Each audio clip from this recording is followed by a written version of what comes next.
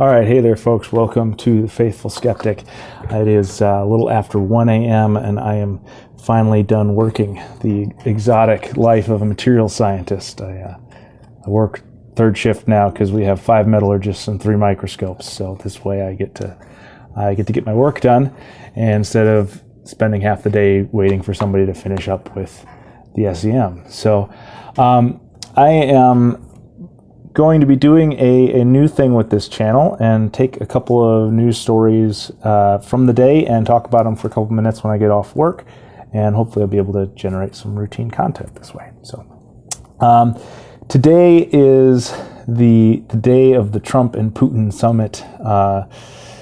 July, what day is this? I guess technically it's July 17th today because it's after midnight. So yesterday was the day of the Trump summit. Anyways, but that's what everybody's probably talking about, but I really don't care. I don't care enough to know enough to say anything meaningful on that subject. So the two stories that caught my interest today in the headlines was that Jane Goodal has thrown her hat in with a bunch of protesters, Yellowstone, trying to stop the grizzly hunting program from restarting. And the other one was the released footage of the police shooting in Chicago. The victims or perpetrator, we don't know the details yet, but the guy's name was Hatith, Augustus. Not sure if I'm pronouncing that right, but we'll talk about that too. So Jane Goodal and the Grizlies. I have lots of respect for Jane Goodal as a scientist. Her work on chimps obviously is groundbreaking and magnificent. That said, if you're going to protest to protect an animal, you should kind of know something about that animal. And, most people live in the city, they see grizzly bears on TV and they see them in the zoo maybe, and they don't realize that grizzly bears are quite literally the stuff of nightmares. It is a killing machine the size of a minivan. And I don't want them to go extinct, but we have no shortage of grizzly bears in this world. And trust me, you want as few of them as possible to keep them from going extinct, because they are very, very dangerous creatures, and they're not friendly to their environment. They're destructive and dangerous, just like any large predator. And letting them overpopulate is a horrible, horrible idea. And keeping their numbers as small as possible is probably smart. So, yeah, if you're ever, caught up in a cause like that, always do your research, because sometimes there's some nuances there that are worth considering. So on to the shooting in Chicago. This is a more interesting story. I'm going to have a lot more to say about it. So they released the video today, and I am very suspicious about the fact that they did not include the audio. One of the main reasons is because, so if you didn't see the story, okay, so the police shot a guy, he happens to be black, south side of Chicago, and he had a gun on him, and that's why they said they shot him. They say he reached for the gun, and first thing I noticed in the video was that he had a pretty nice holster, and he had a spare mag and a mag carrier. And it's not typical street thug behavior, that's licensed concealed carrier behavior. And in the video, he first reaches for his wallet before they grab him. And that's why I'm suspicious about the lack of audio, that he may have been informing them that he was legally carrying, and then they roughed him up. And in the video, he stumbles. He does put his hand on his gun. And I don't know if he was pulling it out. You can't tell from the video if he was pulling it out or if he was just trying to keep it from falling out, because it was not, his belt was too loose basically, and he was, trying to look cool. And his, the holster was flopping around all over the place. And so he put his hand on it, possibly to stabilize it and not to draw the gun.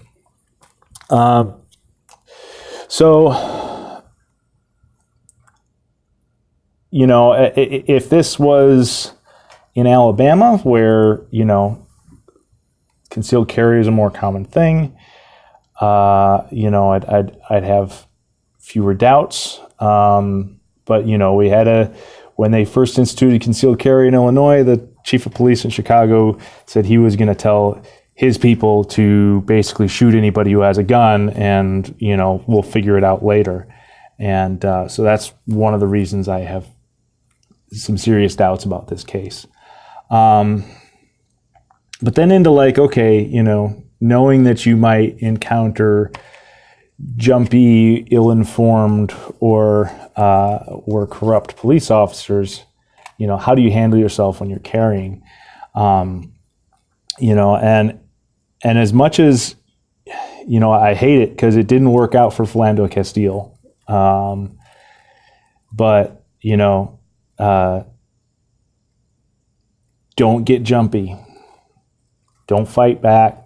Put your hands up. Say, I have a concealed carry permit.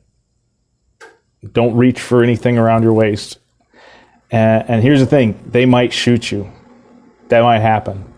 But most of them have body cams now, and there's going to be proof that they shot you inappropriately. And, at least we're going to get that cop off the street if he's shooting people with concealed carry permits.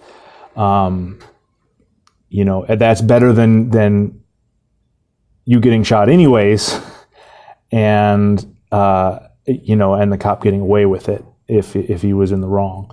So, as much as it sucks, it's better to die with clean hands than to die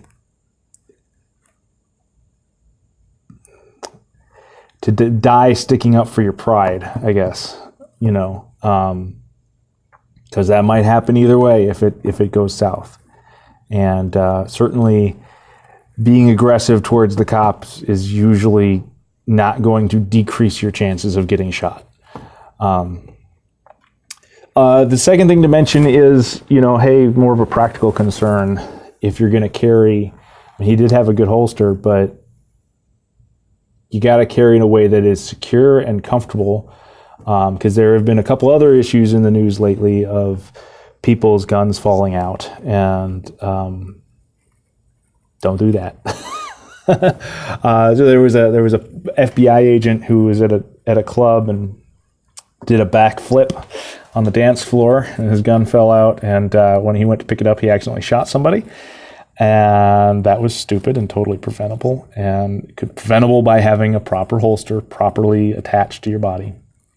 And there was another guy who got shot by cops a few weeks ago who was trying to break up a bar fight, and in the scuffle, his gun fell out of the holster, and when he picked it up, the cop shot him, just like that. Horrible thing. I hope those cops go to jail, because that was really inappropriate.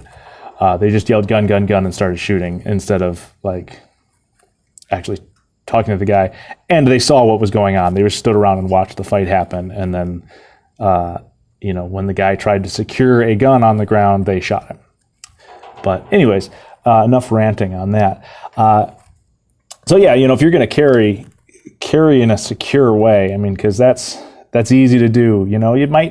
It might not be stylish, but either have good retention on your holster, or eye pocket carry, because it's not going anywhere inside a pocket.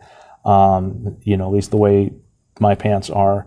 Proper belt, keep it cinched up tight. It might not be as comfortable, might not look as cool, but if you can't run while carrying, then you're not carrying right. If you can't fall on the ground and be safe, then you're not carrying right. So that's a lesson to learn there. So hopefully they'll release the audio of that video, and we'll know more details about this guy and what happened. But right now, it's possible he's just a thug who happened to have a good holster.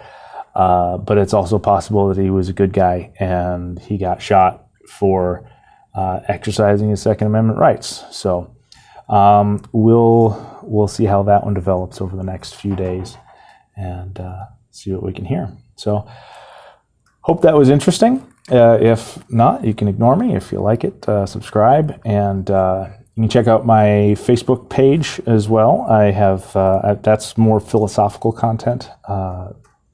More philosophical content. This is just going to be news commentary. So, hope to see you next time. See you later.